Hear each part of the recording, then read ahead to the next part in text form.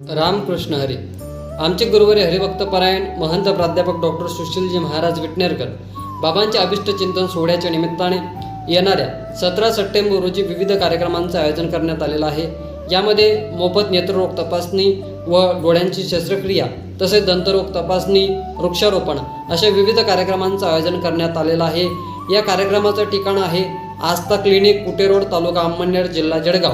या कार्यक्रमाचे आयोजक आहेत अजिंक्य क्रांती फाउंडेशन महाराष्ट्र राज्य, डॉक्टर सुशीलजी महाराज युवा मंच खानदेश तसेच डॉक्टर महेश सरांचे आस्था क्लिनिक यांचं अनमोल या ठिकाणी सहकार्य आहे.